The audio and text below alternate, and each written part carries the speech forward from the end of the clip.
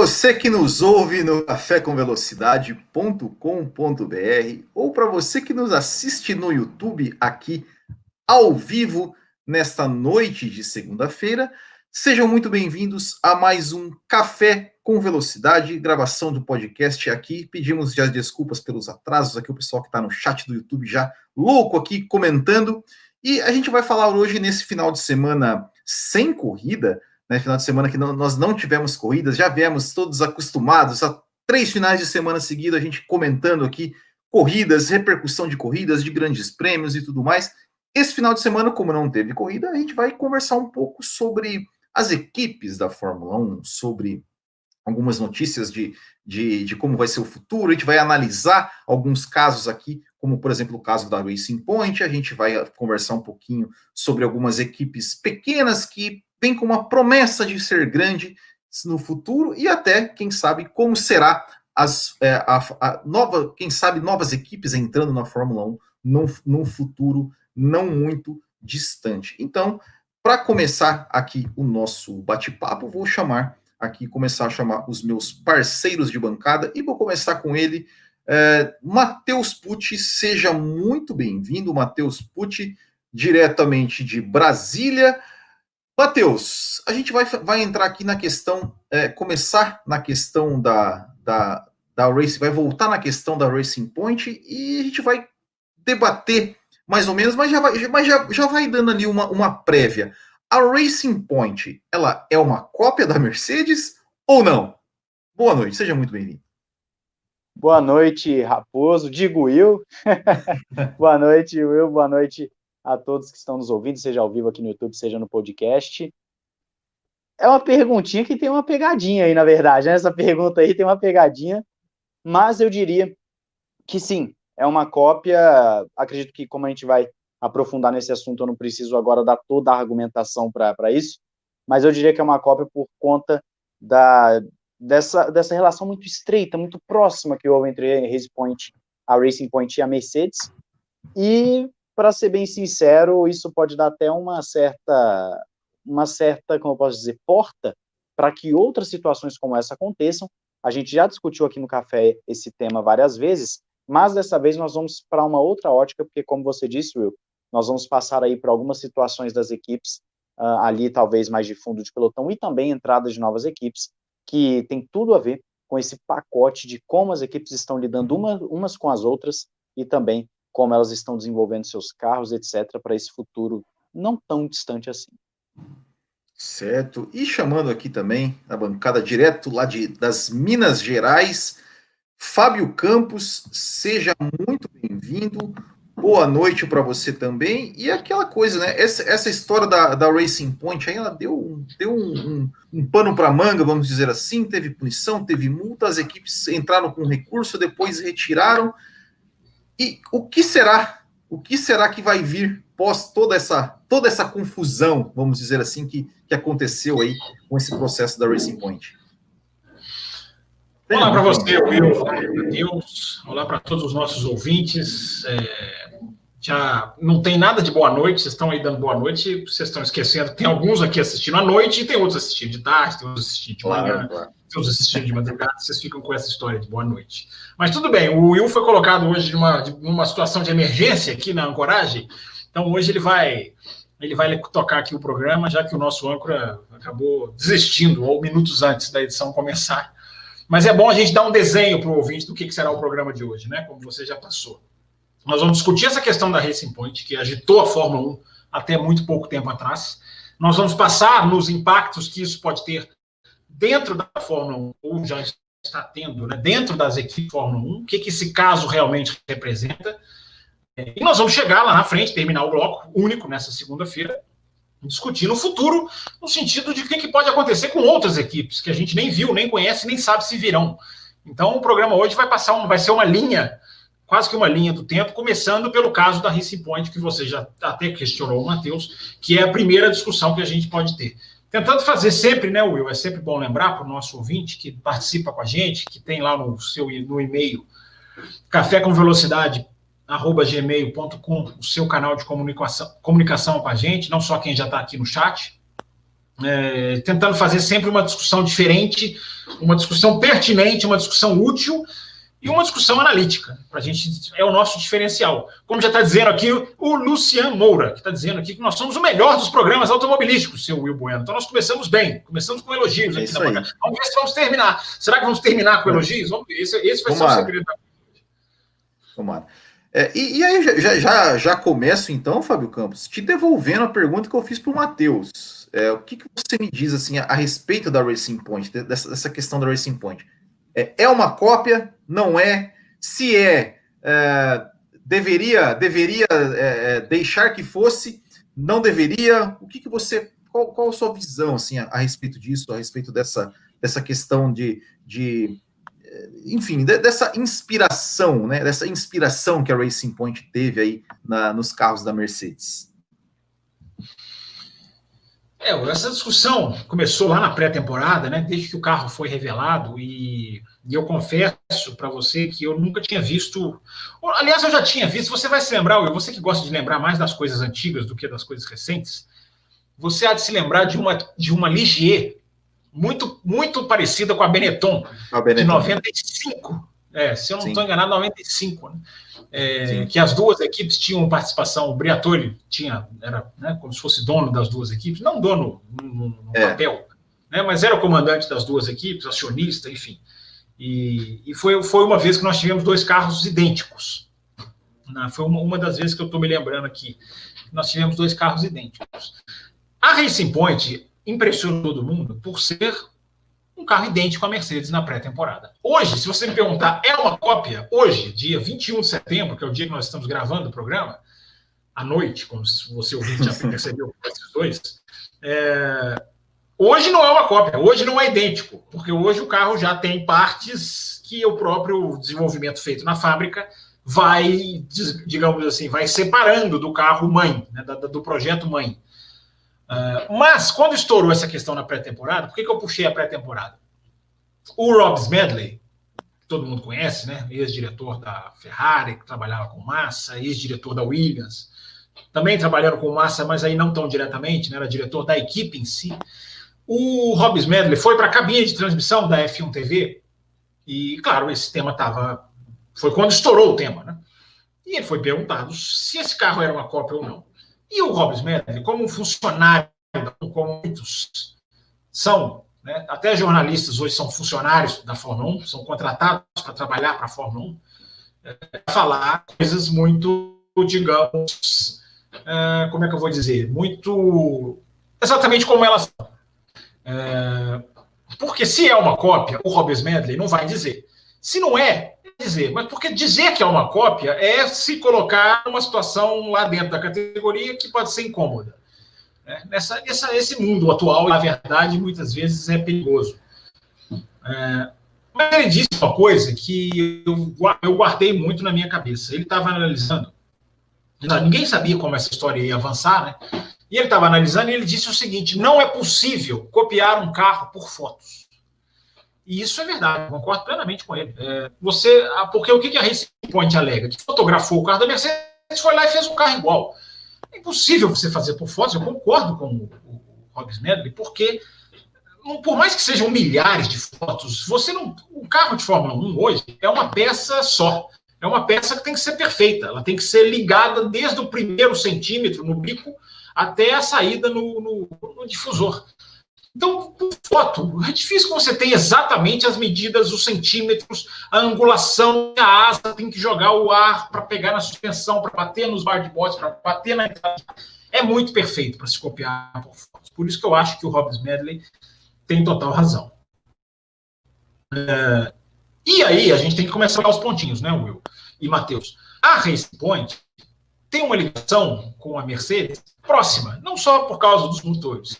A Aston Martin, que vem aí, tem uma parceria com a Mercedes em carros de rua. Usa o motor Mercedes em carros de rua, carros normais.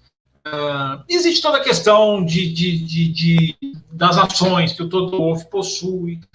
O técnico, que para mim é o que acaba com essa discussão, que é a Racing Point usa o túnel de vento da Mercedes. Ou seja, né? Ele é 1 mais 1 é igual a 2. Se usa o túnel de vento Mercedes, é muito mais simples você pegar e colocar um projeto. Você aproveita até o projeto, tá lá um carro no túnel de vento, 60% aqui. O carro é esse, ele continua aqui, a gente não precisa nem trocar. Claro, né, porque a Mercedes usa o carro de 2020 e a questão da Racing Point é o de 1900, é o de 1900, olha eu indo lá atrás. É o de 2009. Então, Will, a conclusão que você chega para a gente começar a discussão, claro que a gente não tem prova, claro que a gente é difícil a gente criar coisas que a gente não tem informação. Mas a conclusão que chego é que sim, o carro é uma cópia, porque é igual em todos os pontos, em todas as imagens, em todos os centímetros. Não, né? Era. Porque o carro já na Rússia, que vai ter corrida essa semana, já você vai notar várias partes diferentes, porque vem a atualização, foi para o Stroll em Mugello, que agora talvez vai para os 2 carros, por causa da batida do Stroll, talvez tenha só justamente o Stroll, enfim. É outra discussão, mas é muito parecido, Will, e é muito difícil acreditar que o método não foi feito por diversos panos, como várias coisas na Fórmula 1 assim são feitas. Mas aí, então, eu vou passar aqui para o Matheus o seguinte, porque o que aconteceu? Como o Fábio Campos bem comentou, né, não dá para copiar um carro de Fórmula 1 por foto. E foi por isso, né, que as equipes, quando entraram com protesto, pediu para que fosse analisada a questão lá dos freios, né? E aí o que acontece? Né, por quê? Porque é uma peça que ela não é visível, né? Não é visível. Então, assim, peraí, mas essa peça não tem como se copiar por foto, porque não tem como você tirar uma foto dela, né? A não ser que você entre lá no box lá e fotografe. E aí entraram com protesto e tal, foi analisado, teve a punição, e aí tanto as equipes, né, que entraram com protesto, que diziam que iam recorrer porque achavam que a punição era muito branda, e de fato eu concordo com essa opinião. Se tem uma coisa contra a regra, você tirar só 15 pontos é nada praticamente. E a própria Racing Point falou que também ia recorrer e tal. No final das contas, todo mundo tirou ali, ou seja, ficou por isso mesmo. Para você, Matheus Pucci, o que isso ali pode querer dizer? Significa que as equipes vão chegar e vão falar, bom, já que eles entraram, na verdade, com esse recurso, porque eles testar qual era a tolerância ou qual era a punição, para poder também falar, então se eles podem, eu também posso. O que você vê dessa situação? O que você acha que pode acontecer com as outras equipes a partir dessa questão da punição, que foi branda demais, e das equipes simplesmente deixarem por isso mesmo? Então tá, foi isso aí, então ok, vamos deixar assim mesmo.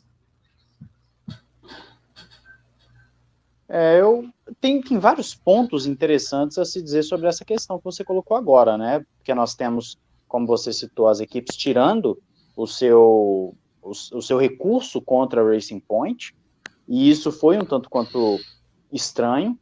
E na mesma época que isso aconteceu, principalmente a Renault, que era uma das que estava mais ali com vontade contra a Racing Point, vamos assim colocar, começou a sair alguns rumores, é claro que, vou deixar muito claro, rumor, não há nada comprovado, de que teria uma relação próxima entre Mercedes e Renault, em que a Mercedes estaria ajudando a Renault com algumas configurações de motor. E com isso, então a Renault teria sido, inclusive o CEO da Renault teria se encontrado com o CEO da Mercedes, e eles teriam tido, nesse rumor, um acordo de que a Mercedes daria informações sobre o motor, enquanto a Renault tiraria o protesto contra a Racing Point, porque de tabela afetava a Mercedes. Curiosamente, a Mercedes fez um belo grande prêmio da Bélgica, que foi justamente no período que saiu o rumor. A Renault fez um belo grande prêmio da Bélgica e conseguiu ali um desempenho que foi um tanto quanto atípico para a temporada deles. Dito isso, o que eu quero colocar aqui é o seguinte: não há uma explicação plausível, lógica, hoje, para as equipes terem simplesmente largado o osso. Não existe.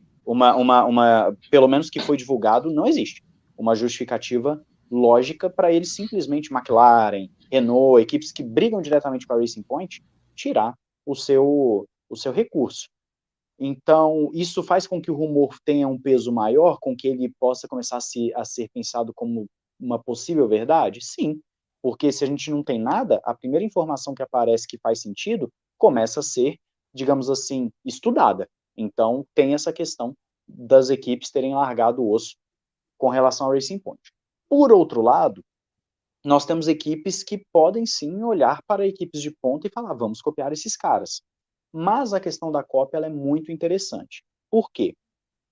A Racing Point, ou melhor, o Toto Wolff, melhor dizendo, ele confirmou numa entrevista, isso saiu da boca dele, de que uma equipe do grid foi até o box da Mercedes e escaneou o carro. Ele não falou que era a Racing Point, mas ele terminou a frase dele dizendo o seguinte, é óbvio qual a equipe. Então, o que acontece? A Racing Point fala, nós fizemos o carro a partir de fotos. Ok, mas fotos escaneadas 3D. Isso dá uma dimensão maior, entra naquilo que o Fábio Campos estava falando agora.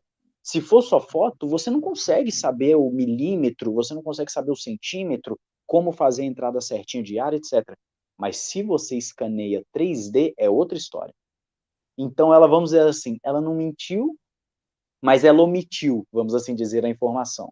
E isso influencia em muito como a gente está analisando a questão da cópia de carros. Se o freio da Racing Point ele é igual ao da Mercedes e tem a punição por conta disso, então nós temos uma questão de que há sim uma relação muito próxima entre as duas equipes que excede o regulamento, os limites do regulamento, e aí a Red Bull, o Marco, fala o seguinte, se pode, então nós vamos fazer a mesma coisa com a AlphaTauri, nós vamos começar a entregar o nosso carro da Red Bull para eles. E isso até puxa um outro fio da nossa discussão, que é o seguinte, a própria AlphaTauri agora está com um planejamento, de acordo com o próprio Horner, com o Gasly, com o Franz Tost, de ser uma equipe de nível Red Bull e não mais uma equipe júnior. Ou seja, a AlphaTauri vai passar a utilizar o túnel de vento da Red Bull, e será que ela vai construir carros baseados nos projetos da Red Bull também? Ou seja, nós teremos mais cópias no grid, nós teremos uma cópia da Mercedes ali com a Racing Point, nós teremos uma cópia da Red Bull com a AlphaTauri. É isso que vai acontecer a partir de 2022, quando tiverem os novos carros, nós teremos várias cópias. Será que a Williams vai chegar e vai falar, eu vou copiar o carro da Mercedes? Né? Enfim, abriu precedentes, com certeza abriu precedentes essa questão da Racing Point. Porque se é para perder 15 pontos no campeonato, então, pô, para a Williams, que não marcou nenhum, é melhor ela copiar o carro da Mercedes, ela garante que vai marcar pontos na próxima temporada e perder 15 pontos para ela é lucro do mesmo jeito. Vai marcar mais pontos do que ela fez em 2020. Então, assim, abriu precedente, ficou mal explicado, está mal explicado a questão da cópia da Racing Point, a questão das equipes largarem o processo também está mal explicado. Isso abriu precedente para a AlphaTauri talvez começar a copiar a Red Bull a partir de 2022. A situação é toda muito nebulosa. Nós não temos informações plausíveis para justificar determinadas ações, seja a punição branda da Fórmula 1 com relação à Racing Point, seja as equipes largando o processo contra a Racing Point. Então, não existe explicação, abriu precedentes, a Fórmula 1 está correndo um risco de ter uma bela de uma situação em 2020. Tudo bem que 2022 vai ser carro novo para todo mundo vai construir o seu carro ali, mas nada impede que daqui a uns anos uma equipe que esteja muito mal possa copiar outra. Enfim, abriu toda uma situação que aparentemente não vai ter desfecho tão cedo, e isso só nos gera mais dúvida do que resposta. Tem muito mais perguntas do que respostas nessa situação inteira de Racing Point e de cópia, porque se você pode ir no box de outra equipe escanear, e o Toto Wolff fala, mais uma vez, o próprio Toto Wolff falou, e o próprio Toto Wolff vai e fala que isso não é contra o regulamento, que é legal você escanear o carro do adversário, então, cara, realmente ou o regulamento é muito mal feito, ou tem muitas contradições, porque eu fico até sem conseguir organizar as ideias numa situação tão complexa e sem lógica como essa. E já partindo, ele comentou, né, sobre a questão da Red Bull, a questão da Racing Point, que valeria a pena, de repente, né, para uma equipe, como ele deu o exemplo da Williams, né? Vale a pena para a Williams, que não marcou zero, de repente, porque assim, a própria Racing Point, a gente acho que chegou a falar aqui no café, quando saiu a punição, no final de semana que a Racing Point recebeu a punição, que eu não me lembro agora qual corrida que foi, a Racing Point perdeu 15 pontos e marcou 14 naquele final de semana. E a pergunta é assim, o que eu falo é o seguinte, Fábio Campos, o que está errado, mais errado, vamos dizer assim, é o fato, ou seja, a regra tem que ser, a punição tem que ser maior para essa equipe, para que não valha a pena fazer uma cópia, a gente vai perder os 15 pontos, vai pagar a multa e ok. Ou então, assim, já que vai ser uma punição muito branda, então que deixe as equipes copiarem, comprar carros, peças entre si ali e tudo mais. O que você... Qual a sua visão assim, sobre uma situação da punição em si? Ou seja, a punição é muito branda, a regra é confusa, ou então, assim, olha, a regra tem que ser mudada, deixa eles comprarem, porque isso até a gente até já esbarrou alguma coisa sobre isso, né? Sobre se deve-se ou não permitir que as equipes comprem carros, chassis, peças, umas das outras. O que você diz a respeito disso? Bom, assim, tem muita coisa aí a abordar do que a gente já está colocando aqui. Primeiro, a Fórmula 1 veio evoluindo na sua capacidade de copiar, né? Porque, primeiro, a Haas, quando chegou em 2016, incomodou muita gente. Porque pegava muita peça interna da Ferrari, utilizava muita coisa da Ferrari, e já chegou andando muito bem em 2016, andava melhor do que ela anda hoje. Até porque a Ferrari é melhor do que ela é hoje. E havia ali uma troca de peças, não é exatamente um compartilhamento de informações, mas é simplesmente uma passagem de peças, digamos assim, transferência de peças. E ali a Haas foi muito esperta, porque fez tudo, né, a princípio, né, a gente nunca pode pôr a mão no fogo por nada, mas a princípio dentro do regulamento. Porque se equipes questionaram, a equipe reclamou bastante, mas a coisa nunca foi para frente. No caso da Racing Point, aí é diferente. Ali é uma cópia de carro. Essa questão do escaneou, eu não entendi bem, eu não vi essa declaração do Toto Wolff. Primeiro que uma equipe não pode entrar no box da outra. Isso principalmente hoje em dia, mas na época do carro, uma equipe não pode entrar. Um scanner é feito como? É feito em um equipamento especial, você não chega lá simplesmente com um aparelhinho e faz isso. E se houve uma liberdade disso, a Mercedes tem que ser implicada. Pouca gente discutiu isso, né? A Mercedes compartilhando informações para qual a parte da Mercedes nisso. Eu me lembro que teve gente que questionou no Twitter, acho que se foi a Grazi, se eu não estou enganado, nossa apoiadora. Teve gente que esbarrou nisso, mas essa questão não foi para frente, né? Qual o papel da Mercedes nisso tudo? Então fica essa questão para a gente debater também, se for necessário. Mas a diferença da Haas para a Racing Point, na Haas de 2016 para a Racing Point de 2020, é um carro igual. E aí, a questão do freio foi, na minha opinião, genial da Renault. Por quê? A Renault viu a parte visível, o freio tem a parte visível e a parte escondida. A Renault viu que a parte visível é idêntica e protestou, falou, olha, vamos abrir esse freio, porque se a parte visível, eles podem alegar a questão da foto, a parte interna não podem alegar a questão da foto. O scanner, talvez, né? Porque tem várias peças entre, né? O freio encaixa dentro da roda, que encaixa dentro do pneu, enfim. E aí ganharam, entre aspas, ganharam. Aí começam as aspas. Aí eu começo a puxar um pouco do que falou o Matheus. Aí entra a nebulosidade do regulamento. Porque se não pode. As coisas têm que ser pretas no branco e para na Fórmula 1 raramente são. Qual que é o problema disso tudo? Que é uma discussão que a gente vai ter no final do bloco, daqui a pouco. Na questão do número de times que a Fórmula 1 tem. A essência disso tudo eu coloquei no Twitter, e eu até coloquei no meu Twitter, a primeira frase que eu coloquei no meu Twitter foi: a grande verdade porque não é a verdade, é a grande verdade. A grande verdade é que a Fórmula 1 tem pouco time. A Fórmula 1 anda com o Pires na mão, em termos de número de equipes. Então a Fórmula 1 tem sempre um receio de aplicar a punição proporcional, aplicar a punição necessária. Porque não é que uma equipe, eu sempre falo, né? Fórmula 1 não é grupo de WhatsApp. Fórmula 1, as equipes não saem da Fórmula 1 porque estão ofendinhas, porque estão machucadinhas, porque estão magoadinhas. Fórmula 1 é um negócio, mas uma punição pode colocar um negócio em decadência. Você pode dar uma punição financeira muito forte. Exemplo, vamos citar a Renault o ano passado. Vocês lembram que a Renault foi protestada em Suzuka pelo balanço de freio, sistema de balanço de distribuição de freio, e quem entrou foi a Racing Point. Você vê que há um negócio de vingança aí, né? Porque eram as posições invertidas. Vocês lembram disso? Qual seria a punição ideal para a Renault? Perder todos os resultados do campeonato.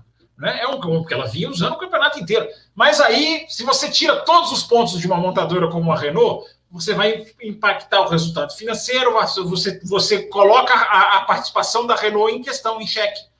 Então, o que eles fizeram? Uma punição protocolar, uma punição para enganar bobo, enganar trouxa.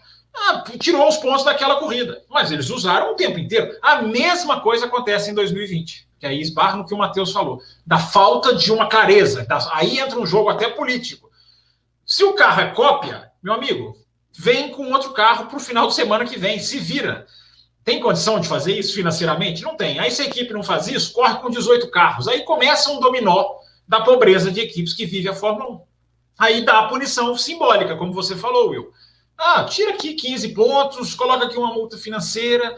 E aí depois vem a parte mais nebulosa de todas, que são as equipes em Silverstone, jurando ir até o final. O Zac Brown, gente, né, que vai correr com o motor Mercedes no ano que vem, dizendo, não, essa é a ponta do iceberg. Ou seja, quando o cara fala isso, ele tá indicando que o quê? Nós vamos começar pelo freio e nós vamos depurar esse carro inteiro e nós vamos protestar esse carro inteiro. Para 2 semanas depois, desistir. Aí vem a Renault, e dizia, o Matheus falou da questão do auxílio Renault-Mercedes, de uma possível especulação. Tem uma coisa que não é especulação, não sei se vocês dois sabem. A Mercedes tem 5% de ações da Renault. Vocês sabiam disso? Isso é um fato, isso não é uma especulação, não. A Mercedes tem 5% das ações da Renault, do grupo Renault, que é desmembrado, né, em várias marcas, Nissan, que aí vai ser agora Alpine, enfim, tem várias marcas, mas o grupo mesmo, o grupo Renault, a Mercedes tem 5%. Então, esse jogo nebuloso, eu acho que isso que é o legal do programa de hoje. Né? Claro que a gente queria estar aqui falando de ação na pista, nós estamos aproveitando essa segunda-feira vazia, entre aspas, para discutir uma questão que nem todo mundo sabe, nem todo mundo parou para refletir. O momento de parar para refletir é agora, né, quando não tem corrida. Tem 5% da Renault. Aí entra todo esse jogo. Aí entra a McLaren, que vai ter motor Mercedes. Aí desiste do caso e vem dizendo, não, estamos satisfeitos com a explicação da FIA. Isso que aí eu vou complementar o que o Matheus falou. Há uma explicação da FIA. Também não esclarecedora, também não 100% franca, como a gente já se acostumou da FIA, mas a FIA afirmou, alguém até lembrou no chat aqui, daqui a pouco eu vou pegar o nome aqui. Alguém lembrou no nosso chat aqui. A FIA afirmou que não vai mais permitir que o caso Racing Point se repita. É a única informação concreta que a gente tem. Aconteceu isso em 2020 e a partir de agora não vai mais acontecer. Só que a partir de agora o jogo a ser jogado vai ser outro. O tabuleiro mudou, porque agora vem 2021, os carros são iguais, ou seja, você vai mudar pouca coisa, a Racing Point vai ter por um outro ano o benefício de ter ali a base Mercedes, e 2022 é outra coisa completamente. É um carro quase que padrão. Quase que padrão. É um carro em que você vai ter pouca diferença. Você vai poder mexer na entrada de ar, aqui acima do piloto, no nariz do carro. A asa dianteira, não. Nariz, sim. Bico, sim. A asa dianteira, não. Boards, esse excesso de dentes e lanças, enfim, não vai ter nada disso. Asa traseira, esquece, meu amigo, não vai poder mexer, não é a que a Fórmula 1 fornecer. Vai ser um carro quase todo mundo cópia de todo mundo. Eu estou falando quase porque, é claro, né, essas coisas não vão ser exatamente assim. Tem partes, repito, já regulamentadas que vão poder ser mexidas, e algumas talvez sejam até alteradas. Mas, enfim, gente, a punição foi, como você falou, Will, foi besta, foi que você tira 15 pontos, eles ganham 14 numa corrida, ou seja, é na prática igual a Renault e Suzuka, você tira ponto ali de um final de semana, segue o jogo como está, e tem todo esse jogo político. Eu esqueci de falar da Ferrari. A Ferrari desiste por quê? Porque certamente esbarra no caso do motor. Esbarra, gente, vamos pegar a Ferrari, pega leve aqui, que a gente pega leve lá com o seu caso do motor, que a gente também não sabe ainda o que aconteceu. É toda essa teia de aranha, seu Will César Bedendo Bueno. Ora, pois. Ô, louco, hein? Aí sim, sabia o nome do âncora, assim, inteiro, sou né? Seu fã, rapaz. Sou seu fã. Não, mas você tá falando aí, tudo isso que você falou, Fábio Campos, eu não. Tá ali, tá na minha frente. É que eu estou lendo novamente o livro do Bernie Eccleston, que eu recomendo demais vocês lerem. Vai lá pegar, daqui a pouquinho você vai lá pegar ele. Chama-se Não Sou um Anjo. Porque você vê como o jogo é jogado, como as coisas. É exatamente isso, cara. Segura aí para mim que eu seguro para você ali. Lembra que eu. Então, assim, essa questão que você falou do motor da Ferrari é exatamente isso. A Ferrari, ela vai ficar quietinha, porque o dela, a situação dela digamos, é muito mais grave, porque a gente não sabe o que aconteceu, a gente não sabe o que foi. Então, a Ferrari, segura aí que a gente segura aqui. Né, e todo mundo, entre aspas, se ajuda. Mas aí, Matheus, eu queria ver contigo o seguinte: a gente comentou, ok, os carros vão ser, como até o próprio Fábio Campos falou, né, vão ser praticamente cópias, né, uns dos outros. Isso saiu também, você mesmo mencionou sobre isso já no seu comentário anterior, e agora eu queria que você aprofundasse mais, e eu até te devolvo com uma pergunta, que é o seguinte: você falou da questão da AlphaTauri com a Red Bull, né, que a AlphaTauri vai começar a usar o mesmo túnel de vento da Red Bull, e que eles dizem que o objetivo deles é ser uma equipe como a Red Bull, assim, que vai brigar lá na frente. Primeiro, assim, além de você aprofundar um pouco mais sobre isso, você acredita que uma equipe cliente ou filial, vamos dizer assim, pode brigar, pode superar a sua equipe principal na pista? Vocês acham que isso é possível? Como até o Fábio Campos já falou isso há alguns podcasts atrás, como acontece na MotoGP, por exemplo. Você acha que isso é possível na Fórmula 1? Ou a gente sabe, né? A Toro Rosso ganhou a corrida antes da Red Bull, mas foi uma corrida, uma mera casualidade, vamos dizer assim, né? O que você tem a dizer sobre isso, Matheus?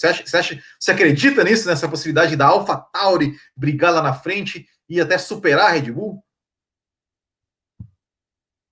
Bom, primeiro, aprofundando um pouquinho mais o assunto, para caso alguém que não tenha visto esses dias, os principais nomes ali do grupo, ou seja, Christian Horner, Franz Tost, que são os chefes de equipe, respectivamente, de Red Bull e AlphaTauri, eles citaram essa ligação mais próxima entre as equipes com o uso do túnel de vento da Red Bull, e isso ocorre pelo seguinte: a AlphaTauri hoje utiliza uma escala de 50%, e ela é a única equipe que utiliza essa escala de 50%, as outras todas utilizam 60%. Ou seja, as outras equipes têm uma chance maior de que os dados que ela adquire ali, que ela consegue, estejam mais de acordo com o carro, enfim, ela consegue ter mais domínio sobre o carro que ela está fazendo, ela consegue ter mais precisão nos dados que está fazendo. Então, com isso, a AlphaTauri espera ter mais precisão, ter um salto de qualidade aí, de desempenho nos seus carros com essa melhoria de túnel de vento. Mas não só isso. O que eles afirmaram também, e também o Gasly entrou nessa conversa colocando aí também sobre a AlphaTauri, perdão, eu ia falar Racing Point, sobre a AlphaTauri, de que agora o planejamento é o seguinte, como a AlphaTauri é uma marca, ao contrário do que era a Toro Rosso era só um touro vermelho, assim como a Red Bull, italiano, né? A AlphaTauri é uma marca do grupo Red Bull, é uma marca, então realmente tem um produto a ser vendido, vamos assim colocar. Então, eles falaram que precisa agregar para essa marca, eles precisam realmente fazer com que essa marca tenha resultados para que ela chame a atenção do seu público. Sabendo disso, eles falaram então que o projeto da AlphaTauri é sim chegar no nível Red Bull. O projeto é chegar naquele nível e o Christian Horner utilizou a seguinte expressão: não é mais uma equipe júnior, é agora uma equipe irmã. Ou seja, se antes era uma equipe feita para única e exclusivamente gerar pilotos, dar experiência a pilotos para esses pilotos subirem para a Red Bull, agora mais não. Agora eles terão um projeto paralelo ao qual eles serão uma equipe junto com a Red Bull para brigar ali pelos pontos. Então não teremos mais a expressão. Então não teremos mais a expressão ele foi rebaixado para a AlphaTauri. E isso entra na questão do Gasly, por quê? Porque o Christian Horner também foi perguntado sobre a questão do Albon, se eles pretendiam fazer essa troca de novo Gasly-Albon, tal, ele falou que não. E também ele cita essa questão de que agora não precisa mais o Gasly também ficar tão ansioso, vamos assim dizer, porque a AlphaTauri vai crescer e o Gasly pode ser o cara que venha a liderar essa equipe. Então, assim, o que nós estamos falando agora é que pode ser que sim que aconteça, não vou dizer 2022, 2023, mas quem sabe a partir de 24, 25, duas equipes do grupo Red Bull realmente brigando ali na frente. Nós teríamos, por exemplo, Gasly e Kvyat, claro, pegando os pilotos atuais, né, nós não sabemos o line-up daquela época, e Max e Albon em igualdade de equipamento, mais ou menos. E o Christian Horner, ele cita justamente o novo regulamento como sendo responsável por isso, porque o novo regulamento ele permite com que as equipes tenham um desempenho mais próximo e que também vai permitir com que tenha esse compartilhamento de túnel de vento, de determinadas informações. Ele não entra no mérito de qual tipo de informação, qual tipo de compartilhamento que pode ser feito, mas que vai ter uma proximidade maior. Então, aqui colocando todo mundo dentro do assunto, é isso. A AlphaTauri tem o planejamento, sim, a marca AlphaTauri de crescer e se tornar uma Red Bull. Agora, se isso vai acontecer, olha, para ser sincero, eu não vejo o que eles teriam a perder com isso, para ser muito sincero, tá? Pode continuar sendo uma equipe onde eles trocam os pilotos à vontade? Pode.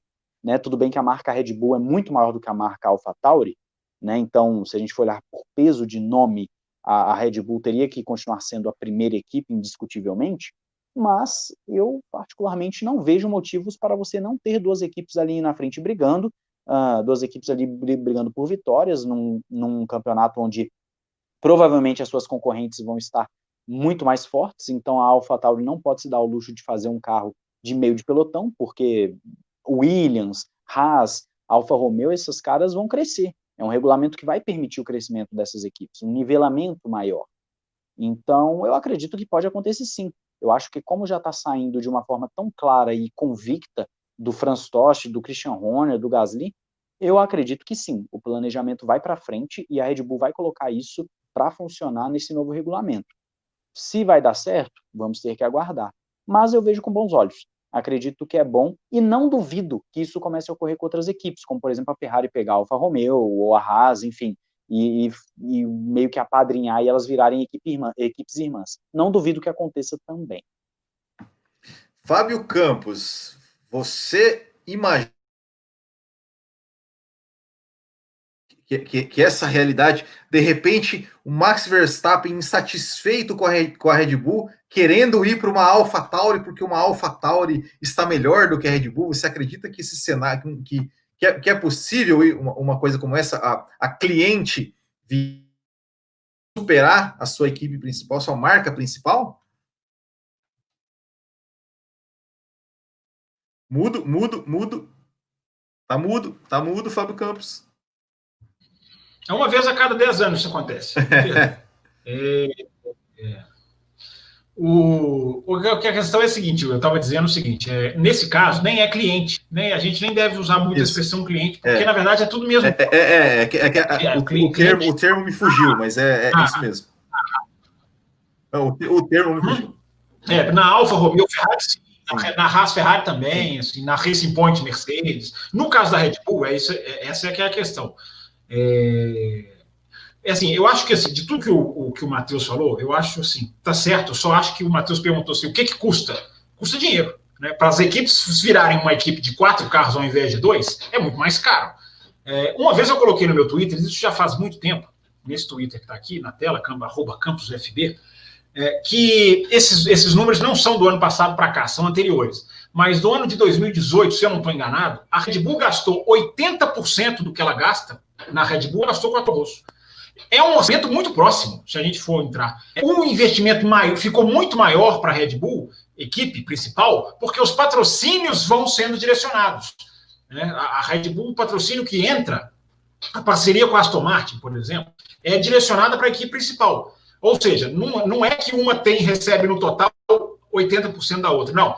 Do bolso da Red Bull saem 80% do que sai para a Red Bull saiu para a Toro Rosso. Só que outros valores, premiação, bônus, outros valores fazem com que essa distância aumente. Mas os 80% eram para mim, por isso que eu coloquei no Twitter, ou já até estarrecedor, né? Porque a gente imagina que não seja, eu pelo menos, né? A gente imaginava que não era 80%, que era uma diferença muito, digamos, maior, porque o desempenho na pista é muito maior, a distância de desempenho é muito maior.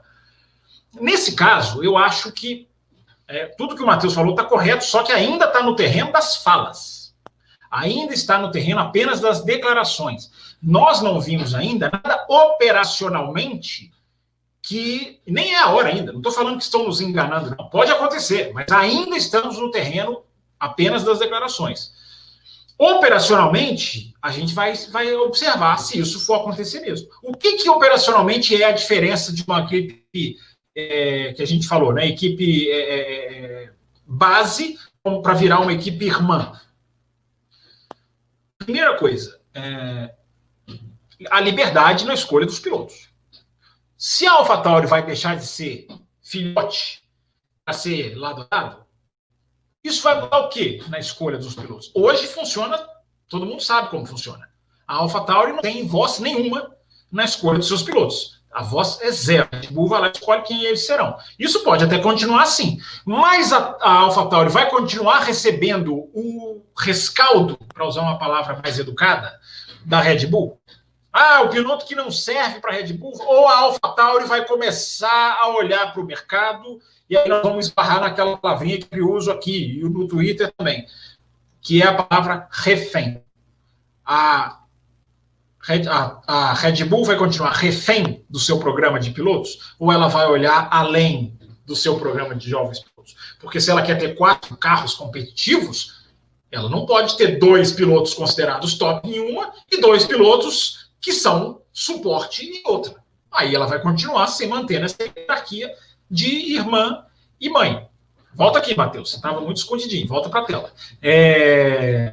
Nessa questão, a gente tem que ver como que vai ser operacionalmente a operação, né? Caindo numa redundância horrorosa, mas como que vai funcionar essa operação do Fábio Campos, do time. Investimento. Oi, Diego, levantou a mão, fala, né? É que você tocou num ponto aí que eu achei muito, muito pertinente na questão seguinte. Uma situação, por exemplo, vamos imaginar a situação de hoje, né? Os pilotos de hoje, mas nessa futura situação de AlphaTauri sendo uma equipe irmã, né? O Christian Horner resolve que o Albon não serve mais. E aí ele fala, olha, nós vamos mandar o Albon para a AlphaTauri. Será que a AlphaTauri vai poder falar, não, aqui a gente não quer não, aqui não, vai para outro lugar. É uma questão pertinente, eu achei bem interessante tocar nesse ponto. Essa independência da AlphaTauri talvez não vá haver, Will, porque são o mesmo dono, né? São tudo do mesmo dono. Mas a questão até que... vamos ver isso aí, essa pergunta que a gente deixou. Mas talvez a pergunta que talvez vai ser respondida é como este próprio dono vai fazer essa distribuição de vagas. Enfim, a questão dos pilotos é um ponto para a gente ver se essa realidade vai mudar. Outra coisa, a questão do túnel de vento. Eles vão dividir o mesmo túnel de vento. Você vai passar a ter horas restritas em túnel de vento a partir do ano que vem. É aquela questão que eu acho uma das melhores regras já criadas na história da Fórmula 1, que é a questão de o campeão usa um pouco menos, o segundo lugar usa um pouquinho menos, e aí vai, e a Williams, tem tudo para ficar em último, vai usar muito mais. Mas se não for o Williams, enfim, marca pontinho ali, passa a Haas, enfim, o último colocado. E aí? Uma equipe vai dividir o túnel de vento com a outra, mas ela não vai se prejudicar? Como que vai ser esse escalonamento de horários? Porque os horários vão ser pré-estabelecidos. Outra coisa, e os engenheiros? Vão ser engenheiros separados, entre aspas? Se um cara da Toro Rosso acha uma solução brilhante, Toro Rosso não, né? AlphaTauri, acha uma solução brilhante, qual vai ser a postura da equipe mãe? Usa igual, divide, é tudo parceria mesmo, ou vai continuar descendo essa escada do que vem da Red Bull, teoricamente desce para Toro Rosso. Aí entra na nebulosidade do caso Racing Point. Por isso que o programa de hoje é todo um programa só, né? uma discussão só. O quanto a Red Bull vai poder dividir? O quanto a AlphaTauri vai poder dividir? É uma coisa muito interessante que eu estava pensando quando o Matheus estava falando. Se vender camisas passar a ser mais importante do que vender energético, eu acho que não vai ser, porque a equipe se chama Red Bull, né? É uma equipe de energéticos. Mas vamos supor que o negócio de latinhas começa a mergulhar e o negócio de camisas, você pode inverter o nome. A equipe principal pode se chamar AlphaTauri, o Max Verstappen troca o macacão por um macacão branco, e aí a coisa vai estar tudo bem que isso acontecer para daqui a alguns anos. A gente não sabe quais vão ser os pilotos. Não vai ser nada para o ano que vem. Mas até isso está em jogo. É uma situação diferente, é uma situação interessante, é uma situação que se é uma questão de nomenclatura ou se essas equipes vão ter, repito, operacionalmente um modo de funcionar que eu quero ver se vai igualar. Mas repito, Will, para terminar, a questão do caso Racing Point é fundamental, porque até que ponto você vai poder fazer 2 carros iguais? A FIA falou que não pode mais. Mas se você pudesse entregar no mesmo projeto para as duas equipes, você estava pondo na pista, aí é MotoGP. Você põe na pista motos iguais, cada um trabalha da sua maneira, mas você joga na pista as motos iguaizinhas, para cliente e para, a não ser que haja um acordo, e algumas pegam, outras não, mas quando é a moto do mesmo ano, é a moto do mesmo ano. Se isso acontecer, não deve, se a gente for acreditar na palavra da FIA, mas até que ponto pode, o freio vai poder, a suspensão vai poder, até que ponto a asa pode, vem 2022 aí, que o carro é mais ou menos igual, talvez isso não está entrando na declaração da Red Bull. Enfim, Will, para o ouvinte pensar, tem muito material aí jogado à mesa, né? E para a gente aqui... Rapidinho aqui. Desculpa, Matheus, eu não vi você levantando a mão, pode falar.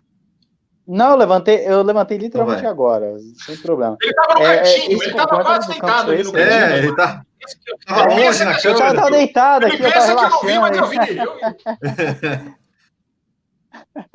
Me pegaram no flagra aqui. Mas o comentário do Campos foi excelente, mas eu quero pegar um trechinho dele que eu achei interessante, que é o seguinte, ele falando, né, do operacional, como é que vai ser, e aí eu lembrei dessa mesma entrevista do Horner, que saiu, se não me engano, foi no motorsport.com, não vou recordar agora se foi no Motorsport, no Autosport, enfim, num desses portais.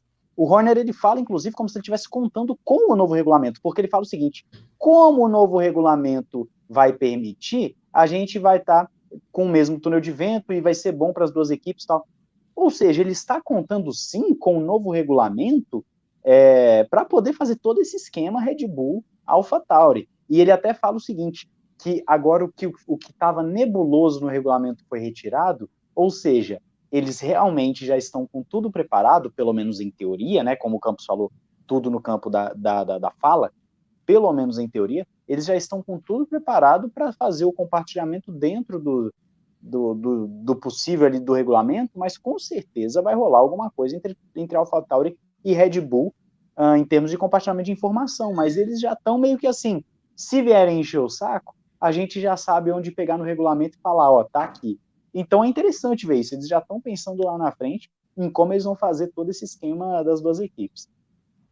E para a gente chegar já na parte final aqui da nossa discussão, eu vou pegar vários pontos aí que foram falados ao longo do programa de hoje, né? O Fábio Campos, ele chegou, ele falou na questão assim, olha, que às vezes a FIA não multa por conta, né, para não estragar o negócio, de repente o grid ficar menor ainda, né, porque você vai tirar todos os pontos, tira a premiação, e eu fico pensando, com relação a tudo isso, O grid da Fórmula 1, eu acho que todo mundo aqui concorda que ele é um grid pequeno. 20 carros, ele é pequeno.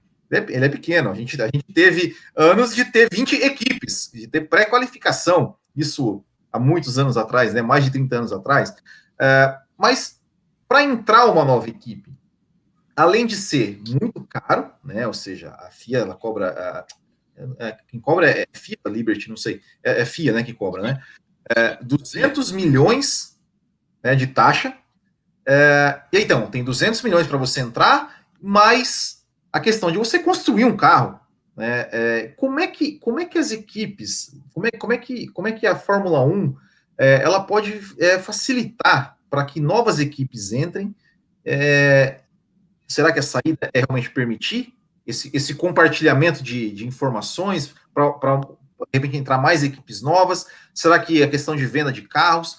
Como é que vai ficar o futuro da Fórmula 1 para 2022? A gente sabe que já tem a Volkswagen Panther, né, que está querendo entrar, que está interessado em entrar na Fórmula 1, mas eles também estão pensando, poxa, a gente tem que pagar essa taxa, mas construir um carro do zero. Como é que vai ficar essa questão para o futuro? Como é que a Fórmula 1 deve trabalhar para o futuro, para que seja mais fácil de novas equipes entrarem na Fórmula 1 e a gente ter um grid de pelo menos 26 carros, Fábio Campos? Agora sim, agora a gente encerra a discussão da questão técnica dos carros, né, da parte operacional do equipamento do veículo, e entra na questão financeira e entra na questão política, uma questão que também é baseada numa notícia da semana passada, durante o Grande Prêmio, praticamente durante, né, o Grande Prêmio de Mugello, da Toscana, que veio essa notícia dos 200 milhões de dólares de taxa. Com o orçamento a gente nunca se esquece, né? O orçamento existe um limite de orçamento, que eu sempre coloco um asterisco, né?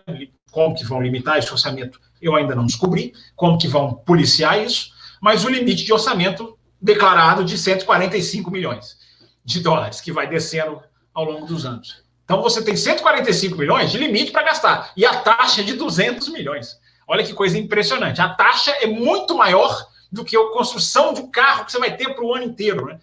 O que é isso, gente? É a Fórmula 1 dizendo que não quer novas equipes agora. É isso, simplesmente isso. É a Fórmula 1 dizendo, porque é o seguinte, a gente teve um acordo da Concórdia sendo assinado por todas as equipes, né? Agora, foi há poucas semanas atrás, né? Acho que tem nem um mês que as equipes assinaram. Todo mundo noticiando feliz, a Fórmula 1 divulgando, o site, olha, as equipes, não vai sair a equipe tal assinou, convenceu não sei quem. Na teoria, tudo muito lindo e maravilhoso. É aquele mundo maravilhoso da Fórmula 1 que alguns jornalistas acham que se encerra aí, né? Que os ouvintes hoje, o internauta, digamos assim, está cada vez mais ciente e atento ao jornalismo oba-oba e ao jornalismo crítico, que erra e acerta, mas que pelo menos não se curva, não se dobra ao poder estabelecido. Então, a gente teve muita alegria, muita festa na questão do Pacto da Concórdia, só que como todos os pactos da Concórdia na história, a gente não fica sabendo antes o que está nesses acordos, o que está nesses contratos, o que vai ser realmente feito. Isso nunca sai antes, isso vem depois. A gente vai descobrindo, ou quando o contrato está se encerrando, ou quando uma equipe invoca uma cláusula, ou quando tem algum problema que pode ocorrer um rompimento. A gente vai descobrir lá na frente. Eu estou dizendo tudo isso para dizer o seguinte: eu temo o preço pago pela Liberty nesse acordo da Concórdia. Porque esses 200 milhões de taxa são claramente uma imposição das equipes que estão lá para evitar de dividir o bolo com novas equipes. Olha, coloca aí uma taxa de 200 milhões para espantar novos clientes. Aí eu assino com você. Entre outras coisas. Por isso que eu temo descobrir o que tem nesse acordo da Concórdia. Que não é um acordo limpo, não é um acordo feliz e contente, apesar da distribuição de dinheiro, apesar do limite de orçamento. Tem muita coisa debaixo desse tapete que eu tenho medo de levantar para olhar. Mas eu vou procurar pesquisar sempre, achar o que tem debaixo desse tapete. Não vou fechar os olhos nunca. Porque, por exemplo, o veto da Ferrari está mantido. que é uma das regras mais absurdas da história da Fórmula 1, que é a Fórmula 1 dizendo: Ferrari, você manda mais em mim do que eu mesma. Eu posso ter as minhas vontades. Se você, Ferrari, não quiser, eu me curvo à sua vontade. É a Fórmula 1 se diminuindo. E isso continua no Acordo da Concórdia. Então, o quanto a Liberty se vendeu, o quanto a Liberty abriu, abriu, vou deixar assim para não ficar feia a expressão, mas todo mundo sabe o que eu estou falando. Né? O quanto a Liberty se vendeu, a gente só vai descobrir ao longo dos anos. Mas essa taxa de 200 milhões é claramente ceder, porque a Fórmula 1 tinha a obrigação de estar, agora já vou encerrar, enfim, o programa está acabando, já vai ser o meu encerramento final. A Fórmula 1 tinha a obrigação de estar caçando novos times. E a palavra é essa, caçando. Você falou aí, Will, das pré-classificações, eu até anotei aqui para não esquecer. Tem 25 anos desde a última vez que a Fórmula 1 encheu o seu grid na capacidade máxima, de 26 carros. Foi no Grande Prêmio de Mônaco de 95. 25 anos. Ou seja, a gente tem uma geração inteira que não sabe o que é isso. Não sabe o que é ver a Fórmula 1 com o mínimo que seria de 26 carros. E aí, Will, as pessoas se perguntam, vou deixar isso aqui nos 3 pontinhos para a gente debater num outro café. As pessoas se perguntam, por que o Drogovic, é tão difícil o Drogovic entrar na Fórmula 1? Todo mundo querendo ver o Drogovic na Fórmula 1, falamos sobre ele no nosso programa especial para os apoiadores durante a semana passada. Um dos motivos é esse. Por que eu falei no programa que a chance do Drogovic ir para a Fórmula 1 em 2021 é praticamente zero, quase zero? Por causa, entre outras coisas, de uma Fórmula 1 que só tem magros e pouquíssimos e parcos 20 carros. Fórmula 1 tinha que ser um campeonato muito maior. E estão se fechando com 20. A proteção às franquias que a Liberty quer fazer, eu até a defenderia, se já tivesse um corpo estruturado de muitas equipes. Da Pantera, que é uma equipe que quer entrar, e já falou, olha, com essa taxa, vamos ter que rever. Ou seja, é o que eles querem, é o que eles pediram, eles estão conseguindo. Um esporte mais pobre, um esporte menor. Matheus Pucci, o que você diz, acha que a Fórmula 1 precisa fazer para que novas equipes entrem na Fórmula 1? Se você acredita que essa taxa de 200 milhões, de repente, pode ser revista? Você acha que... O que você diz sobre essa questão das novas equipes? Você acha que vamos ter 2022, 2023, de repente 22, 24, né? A gente lembra, né, que aqui, ó, esse senhorzinho aqui, né, ele colocou... Para quem está ouvindo o podcast, o Will está mostrando o livro. Esse senhorzinho chamado Bernie Eccleston, de qual tem este livro aqui, há 10 anos atrás, a gente tinha um grid com 24 carros e simplesmente desapareceu, né? Porque ficou muito caro, ficou muito... as promessas não foram cumpridas. Inclusive, sobre o Pacto de Concórdia, leia este livro aqui, e sobre o veto da Ferrari, leia esse livro chamado Não Sou um Anjo, que você vai ver como que começou isso e por que começou isso aqui. Posso comprar um botiquim de EP, não? Oi? Na loja do botiquim eu posso comprar ele, não? Ah, não pode. Mas esse ainda não tem. Então, Matheus Pucci, o que você acha que pode acontecer, o que você acha que deve ser feito realmente para a Fórmula 1? Conquistar aí, poder ter mais grid, mais carros no grid. Antes eu quero falar uma curiosidade aqui com o que o Campos falou. A última vez, então, que a Fórmula 1 teve um grid com 26 carros, eu tinha, então, meses de vida, que eu sou de fevereiro de 95, então eu faço parte dessa geração que nunca viu grid de 26 carros, o máximo que eu vi foi 24, né? 2010 teve 24 carros. Até 2012 teve. Também, se não me falha a memória, teve 24 carros. Até 2012, né? Mas, enfim, indo agora para a questão da taxa dos 200 milhões. Vem num momento péssimo, porque com o teto orçamentário, com toda esse novo regulamento, etc., atrairia novas equipes fatalmente. Não à toa a Pantera apareceu já pensando nisso, né, pensando nessa nova Fórmula 1 que vai chegar em 2022. E quando você coloca essa taxa, é o que o Campos falou, você está claramente falando, olha, a gente facilitou por um lado, né, vai ter um teto orçamentário, mas a gente dificultou por outro, e uma dificultada que realmente vai tirar muita gente dessa fila de espera da Fórmula 1. Se tinha mais equipes querendo entrar, sinto muito, dificilmente vai entrar. Quem vai ser o louco que vai enfiar um carro lá, pagando 200 milhões sem saber se ainda vai conseguir? Detalhe, é 200 milhões, mas você tem que ter estrutura de fábrica, você tem que construir um carro do zero, uma série de coisas, né? Se você quiser entrar em 2022 minimamente competitivo, você vai começar a fazer seu carro em 2021. A Pantera já tem tudo para ser feito, um carro, e ainda vai ter gastado 200 milhões só de inscrição. Esses 200 milhões ela poderia investir em outras coisas. Então, assim, é sem cabimento. É sem cabimento. E isso espanta, não tem como. A gente pode pensar assim, mas o dono de uma equipe, uma Volkswagen da vida, ela tem dinheiro quase que infinito, entre aspas, né, falando. Tem muito dinheiro. Gente, isso espanta demais. 200 milhões ele poderia investir em qualquer outra coisa, como o Campos falou. 200 milhões é mais do que o próprio desenvolvimento do carro em si. Você pode fazer um carro e já iniciar o outro. Como é que você gasta 200 milhões de dólares ou euros, seja o que for, num carro assim, numa inscrição de campeonato? A Fórmula 1 simplesmente quer fechar com 20 carros, sim. Ela quer manter aquelas 20 equipes ali, mas ela não quer ter mais outras equipes, o que é péssimo. Quanto mais equipes, melhor, mais pilotos, mais disputa, numa Fórmula 1 que vai ser mais competitiva. Teria que ter mais carros, teria que ter. É triste, é lamentável, né? 200 milhões espanta. Gente, se eu aqui fazendo, claro, uma analogia, por favor, dentro das devidas proporções, tá? Antes que me acabem aí nos comentários. Eu queria ir no zoológico aqui de Brasília. Tava R$2. No fim de semana que eu decidi ir, aumentou para 15. Você acha que eu fui? Não fui. Então, assim, é igual eu querendo comer arroz. Então, assim, cara, isso vai fazer... Eu acredito que a Pantera vai dar um passo para trás, sim.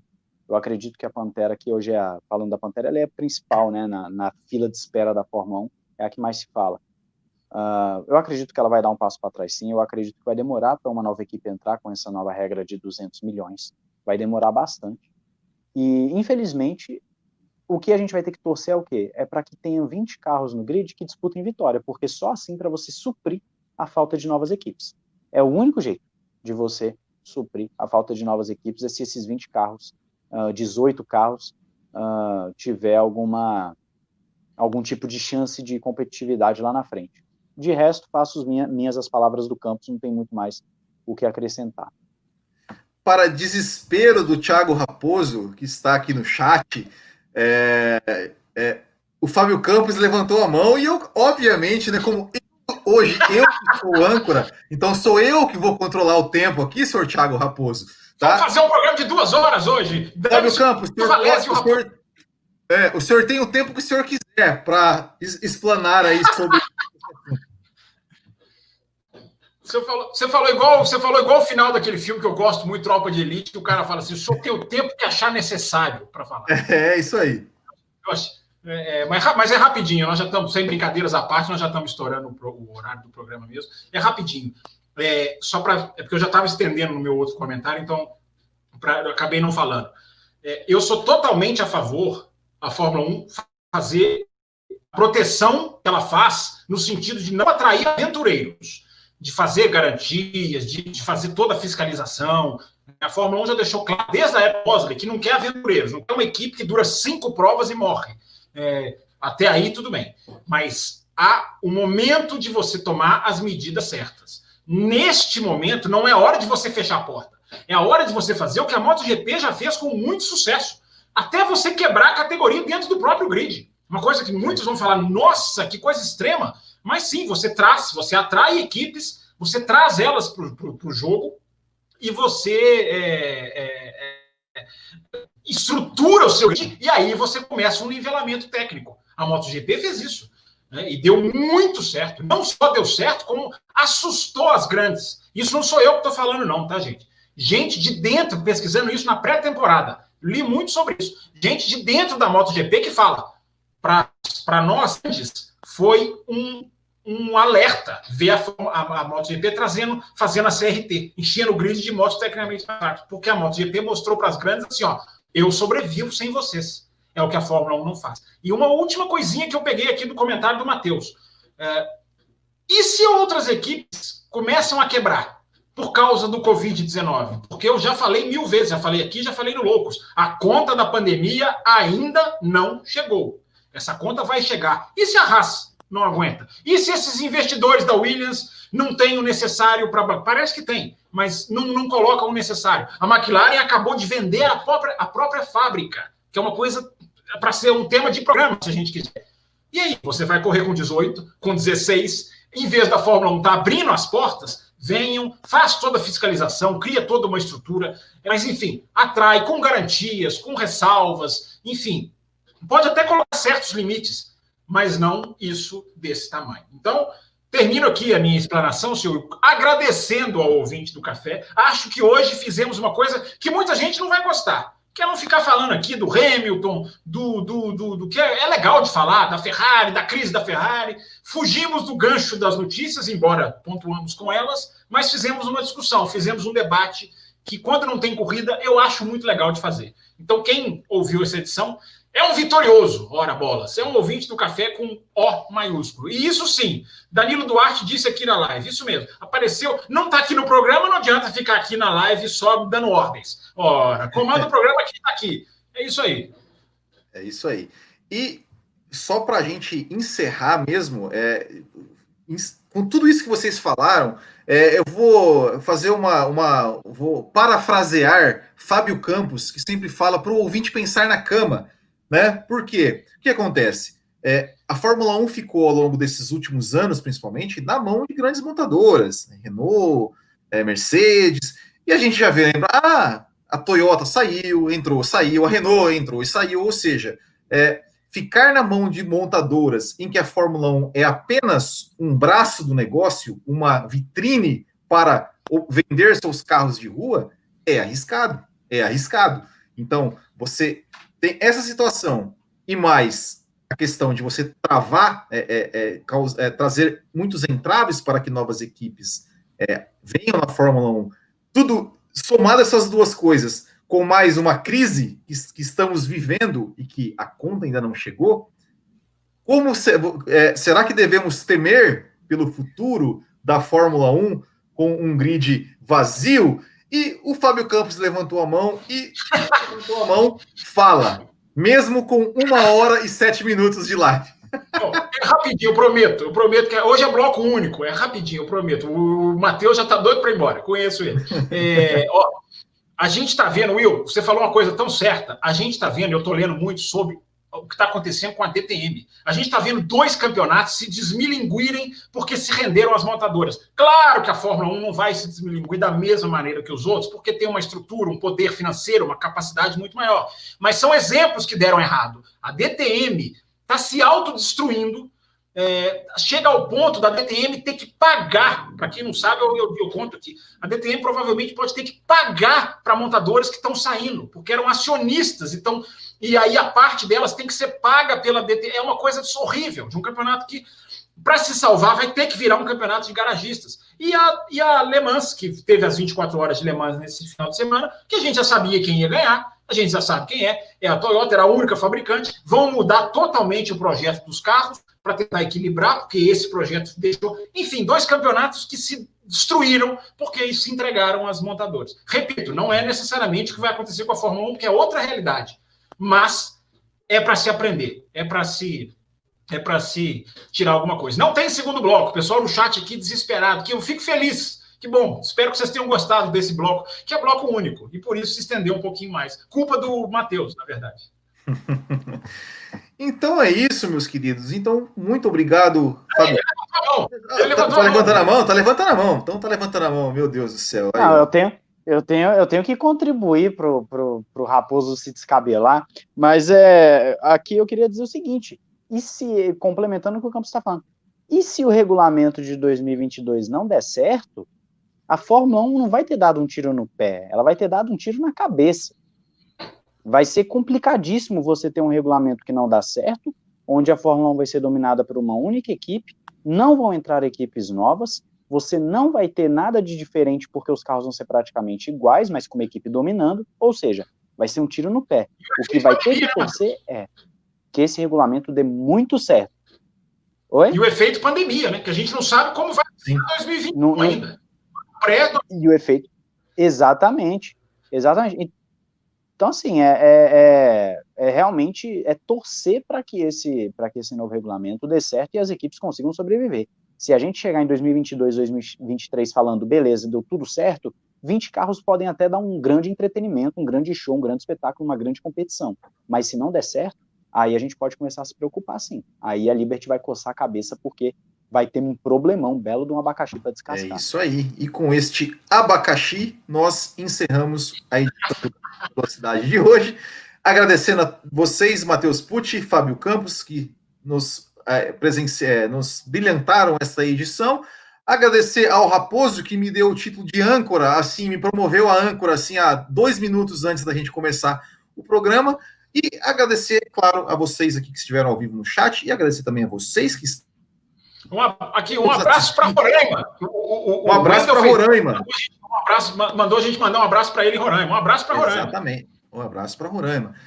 Então, vocês aí que estão nos ouvindo no seu agregador ou que estão nos assistindo aqui no YouTube, compartilhem esse vídeo com quem você conhece. A gente falta aqui apenas 40 pessoas para atingir os 1.000 inscritos no canal. Olha, se até segunda-feira, na próxima edição, a gente não tiver 1.000 inscritos no YouTube, a gente não vai fazer mais live aqui não, hein? O que é isso? Eu vou fazer uma promoção, Will. Will, eu vou fazer uma promoção. Como semana passada ficaram me pegando meu pé para eu assistir transmissão nacional, se a gente chegar aos 1.000 nessa semana, eu assisto o Grande Prêmio seguinte, a Rússia, da Alemanha, eu assisto a transmissão nacional. Se a gente chegar aos 1.000 até lá. Mas, mas vai ter 1.500 aqui nessa.